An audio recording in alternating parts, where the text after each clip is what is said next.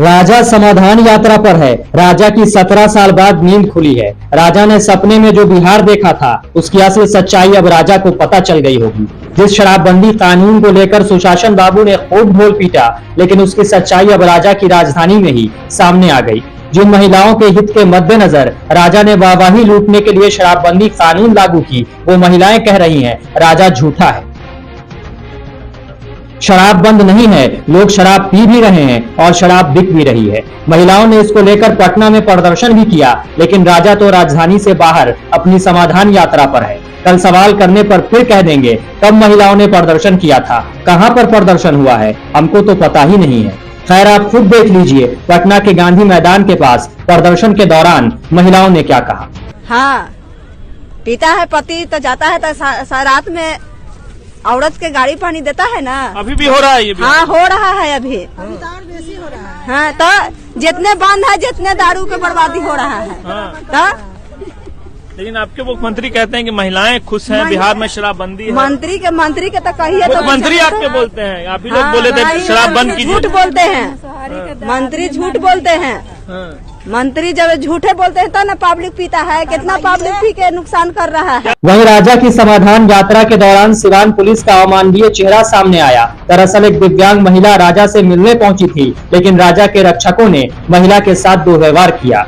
लेकिन ये कोई पहली बार नहीं है। बिहार पुलिस अपनी इन्हीं हरकतों के लिए जानी जाती है। दरअसल दिव्यांग महिला राजा के पास जाना चाहती थी, राजा को अपना दुखड़ा सुनाना चाहती थी, लेकिन राजा के रक्षक महिला के साथ बदसलूकी करते नजर आए। लेकिन समझ ये नहीं आता कि जनता राजा से मिलना क्यों चाहती है, राजा को अपनी कौन सी समस्या बताना चाहती है। राजा सब जानता है। राजा ने ही जनता को सताने के लिए अपने प्रशासन को खुली छूट दे रखी है। राजा को सब पता है। आप इस गलतफहमी में मत रहिए कि बिहार की बदहाल हालत को राजा नहीं जानता है। राजा सब जानता है। राजा सिर्फ सत्ता का सुख भोगने राजगद्दी पर बैठा है। राजा लापरवाह है। आपके फरियाद सुनाने से कुछ नहीं होगा। राजा फिर आपकी समस्या उन्हीं के पास समाधान के लिए भेजेगा जिससे अब तक आपकी समस्या नहीं सुलझ पाई है। इसलिए राजा के चक्कर में अपना समय बर्बाद मत कीजिए। आपके राजा के इर्द गिर्द जाने से राजा को बस फ्री में भीड़ मिल जाएगी। बस राजा को वही चाहिए, क्योंकि इतनी भीड़ इकट्ठा करने के लिए काफी पैसे खर्च करने पड़ते हैं। राजा को आपके दुख दर्द से कोई मतलब नहीं है। राजा सिर्फ 2024 और 25 का चुनावी माहौल तैयार कर रहा है। उसे आपकी तकलीफों से कोई मतलब नहीं है, वरना राजा 17 साल बाद यात्रा नहीं कर रहा होता। राजा ने सिर्फ आपके भोलेपन का फायदा उठाया है। अब जब उसे सत्ता अपने हाथ से खिसकती दिख रही है तो वो समाधान यात्रा के जरिए आपको ठगने निकला है।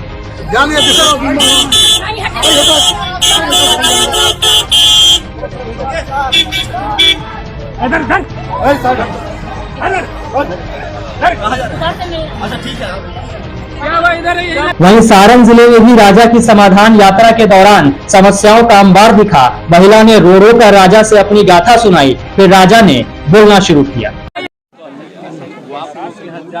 साइड हो जाइए भैया,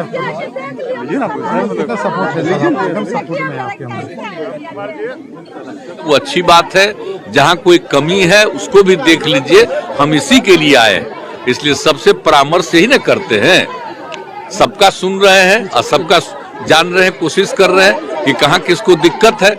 तो हमारी यात्रा इसी के लिए है कि जो काम किया गया उसकी क्या स्थिति है और कहाँ क्या कमी है उसको जानने के लिए आए हैं। इसलिए अभी सुन रहे थे तो जो भी बोली है डीएम साहब वहां पर जाएंगे और सब लोगों की समस्या को देख करके उसके बारे में जो करना है वो करेंगे, और जो भी चीज सब जगह से रिपोर्ट आएगी उसके आधार पर सरकार निर्णय भी लेगी कि हम लोगों को इनको आगे बढ़ाने के लिए जो करने की। राजा ने कहा कि समाधान यात्रा के जरिए हम लोगों की समस्या जानने आए हैं। जो कुछ समस्या होगी उसका समाधान किया जाएगा। लेकिन साहब, यहाँ तो सिर्फ समस्याएं हैं, हर ओर समस्याओं का भंडार है। लोग रो रहे हैं। भ्रष्टाचार बिहार को दीमक की तरह खाया जा रहा है। अपराध चरम पर है। गरीबों का हक कुर्सी वाले डकार रहे हैं। युवा रोजगार के लिए दर दर की ठोकरें खा रहा है। अस्पतालों में मरीज ठीक होने की जगह बीमार हो रहा है। बच्चे अच्छी शिक्षा को तरस रहे हैं और आप कह रहे हैं सारी समस्याओं को सुनकर फिर सरकार उस पर निर्णय लेगी।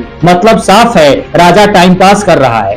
उसे घूमने का मन था, इसलिए जनता की गाढ़ी कमाई के पैसे समाधान यात्रा में उड़ाए जा रहे हैं। अगर राजा सच में समाधान करना चाहता तो फरियादियों के सामने ही फैसला ऑन द स्पॉट करता, लेकिन ऐसा है नहीं। राजा सिर्फ बिहार का भ्रमण कर वापस अपने महल को लौट जाएगा। जनता फिर वैसे ही तरसत रहेगी। आपको यकीन नहीं होता तो ये वीडियो देख लीजिए। नहीं मंत्री जी, एक बात, लोहिया ने कहा था कि रोटी और सत्ता को बदलते रहो। ठीक बात। रोटी और सत्ता एक तरफ रहेगा, पान सड़ जाएगा, पान रोटी जल जाएगा और सत्ता निरंकुश हो जाएगा। ठीक बात, ठीक बात। आज आज आज आज सत्ता निरंकुश है। ठीक बात। सत्ता निरंकुश निरंकुश है। सत्ता तो निरंकुश है, मानना पड़ेगा।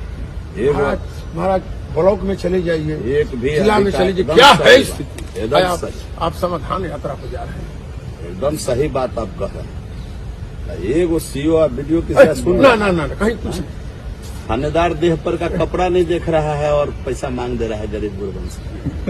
इसके जिम्मेवार आप लोग नहीं, आप लोग ज्यादा हैं। ना हम भी हैं, हमने कहा, लेकिन असली जिम्मेवार आप हैं। 17 साल रखने वाले आप हैं। बहरहाल राजा ने बहुत दिनों से स्वास्थ्य लाभ नहीं लिया था, इसलिए उसने इस ठंड का आनंद लेने के लिए यात्रा शुरू की। राजा के आगमन को लेकर सजावट का काम शुरू हो गया। जिस नल से आज तक जल नहीं निकलता था, उस नल से पानी की बौछार हो रही है। नल जल वाली टंकी पेंट होकर चकाचक हो रही है, मानो आज ही बनकर तैयार हुई हो। सरकारी स्कूल की बदहाल बिल्डिंग और टूटी बाउंड्री राजा के लिए रातों रात बना दी गई। रंगों की पोताई कर पूरे स्कूल को चमका दिया गया। सड़क राजा के स्वागत के लिए रातों रात सच धज कर तैयार हो गई। अब इस सड़क पर आपको गिरी हुई सुई तक मिल जाएगी। कहीं तालाबों से अचानक शराब की बोतलें बरामद होने लगी, मानो साड़ी की व्यवस्था खुद ही राजा के सामने आ रही हो। ऐसा लग रहा है बिहार के राजा नहीं, कोई भगवान बिहार की यात्रा पर हो। सब अच्छा हो रहा है, बिहार में तो कुछ भी गलत दिख ही नहीं रहा। राजा भी अपनी इस यात्रा के बाद खुशी से सीना चौड़ा कर कहेगा, देखो हमने 17 साल में कैसे जंगल राज वाले बिहार को मंगल राज में बदल डाला। फिर राजा लोगों की सुनी हुई सारी फरियाद भूलकर अपने महल में आराम फरमाएगा। विधायक मंत्री संतरी सब ऐशो आराम में लीन हो जाएंगे। बिहार के बच्चे फिर अच्छी शिक्षा के लिए तरसते रहेंगे। युवा सड़क पर नौकरी की भीख मांगता रहेगा। किसान बदहाली का जीवन जीता रहेगा। शराब तस्कर शराब बेचकर ऐश करता रहेगा। मरीज अच्छे इलाज के लिए तरसते रहेंगे। प्रशासनिक क्षेत्र में बैठे लोग फिर गरीबों की आवाज को अनसुना करते रहेंगे। और फिर बिहार की भोली जनता किसी सरकारी स्लोगन के लोभ में फंसकर किसी गलत राजा को राजगद्दी सौंप देगी। फिर बिहार में बाहर आने की संभावना खत्म हो जाएगी। ब्यूरो रिपोर्ट, चौथा स्तंभ।